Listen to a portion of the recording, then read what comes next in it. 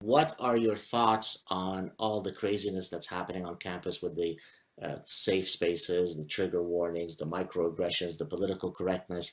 Uh, I have no sympathy or patience for the trigger warnings, this hyper solicitousness. Um, what I tell my students is, um, if I don't sort of shock you or offend you in this course, I'm not doing my job. right. Why are you here if not to to be um, shaken out of some of your preconceptions? Hang on and grow up and take it on the chin. Um, I'm liking you more by the second, Dan. but having said that, I also think that gratuitous uh, hazing or poking or making fun of people is just awful, and I will uh, condemn it whenever I see it. But I don't think we need rules for that. Got you. Last question. So, one of the things that I see in navigating through the ecosystem of academia is the extraordinary amount of herd mentality. So, for example, if I go to my my private, my personal Facebook page, everybody is perfectly in agreement on every single possible political issue. There's almost zero variation, and that simply can't be possible, right? I mean, you just have to expect that on death penalty, some people who are otherwise called academics might agree with it, and others that might not, right? Yeah.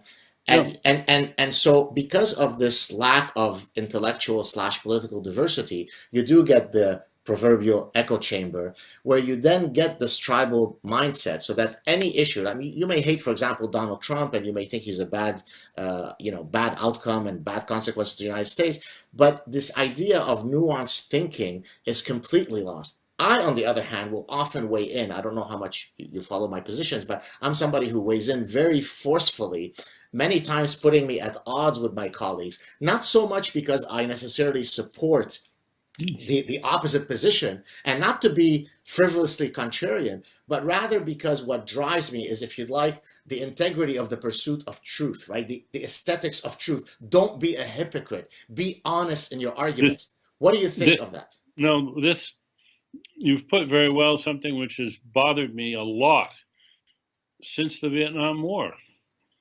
It back in the '60s when I was devoting huge percentage of my time and energy, probably too much, but didn't. How could it be too much to trying to stop the war? I was about as passionate about the anti-war movement as you could be, and I never solved the problem of what to do about others who were equally passionate, who were saying really stupid things. And did I button my lip and let them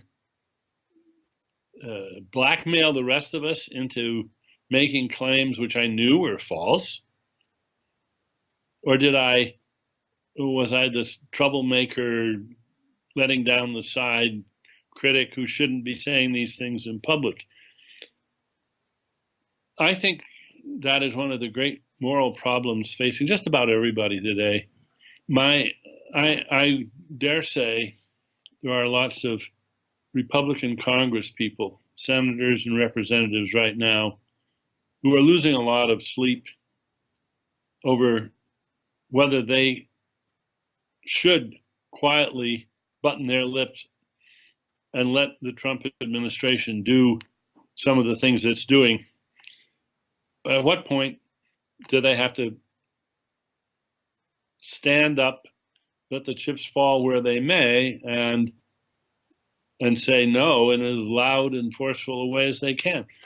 I would be astonished if that wasn't true. Is the reason that people can't do that ultimately is because they're succumbing to our innate proclivity to engage in coalitional thinking? Therefore, I'm a member of the blue team, and therefore I will go to the death supporting every argument of the blue team, for I could not concede one to the red team. Is that as simple as No, that?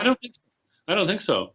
You may be right, but my view is that this is a perplexity. This is a difficulty that arises in the most completely dispassionate and rational circumstance. That is, take a bunch of rational angels who are doing battle, a public relations battle, not war, but we're trying to persuade a difficult to persuade majority not to go ahead with something. If some of their members are using dubious tactics, are using rhetoric which is probably counterproductive, are simply making up stuff, what do you do? Even if you're on the side of truth, can you button your lip and let falsehoods fly sometimes, because they're more likely to support truth in the end? I mean, I don't think there are easy answers to those questions.